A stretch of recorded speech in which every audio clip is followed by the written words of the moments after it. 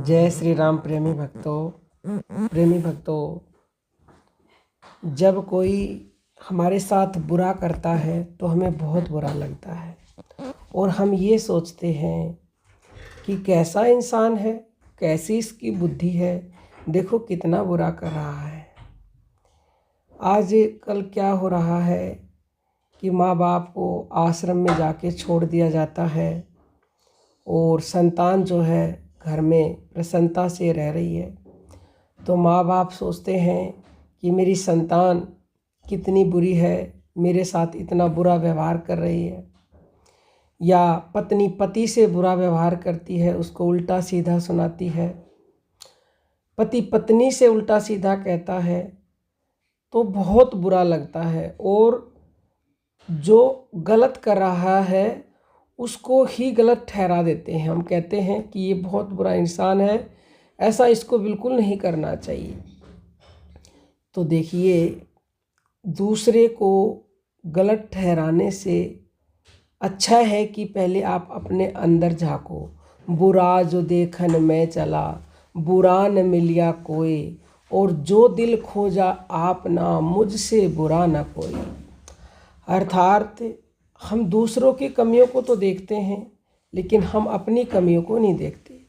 अब आप ये भी कह सकते हो कि हम तो इस जन्म में सब अच्छा ही करते हैं, किसी का बुरा ही नहीं करते। अपनी संतान का हमने कोई बुरा ही नहीं किया, उसके साथ बहुत अच्छे से व्यवहार करते हैं, उसका पालन पोषण किया है, लेकिन उसके बाद भी हमारे को ऐसा कर्म भोग करना पड़ रहा है कि हमें संतान उल्टा सीधा कहती है।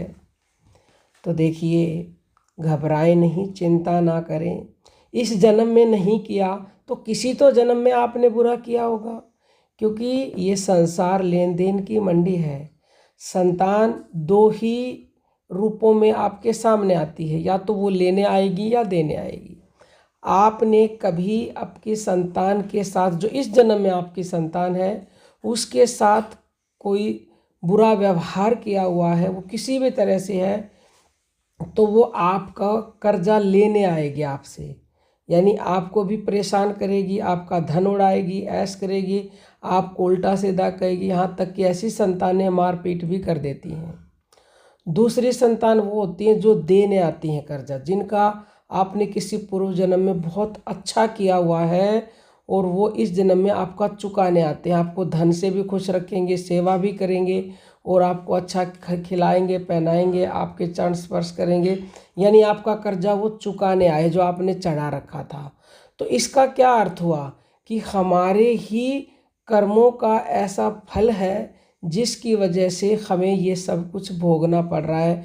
कलयुग की तो बात ही नहीं है, त्रेता युग में भी जब भगवान रामचंद्र जी को 14 वर्ष का वनवास हुआ और जब वो वन में चले गए तो वहाँ वो पत्थर की यानी कि एक शिला के ऊपर सो रहे थे। तो निषाद राज लक्ष्मण से कहने लगे कि हे लक्ष्मण, अब मेरे प्रभु श्री राम का सुख का समय आया था और कैकेयी जी ने देखिए इनको कितना बड़ा दुख दे दिया है। कहाँ महलों में सोने वाले मेरे प्रभु, और अब देखो पत्थर पर सो रहे हैं, कितना भारी दुख इनको मिला है। तो लक्ष्मण जी ने कहा कि निषाद राज जी चुप हो जाइए। कौन कहता है कि मेरी माँ ने इनको दुख दिया है, और कौन कहता कि ये दुखी हैं। जिसको दुख होता है भला उसको पत्थर के ऊपर नींद आ सकती है? कदापि नहीं आ सकती। और जो इतने आरामदायक गद्दे पर महलों में सोने वाले, उनको तो बिल्कुल ही नहीं आ सकती।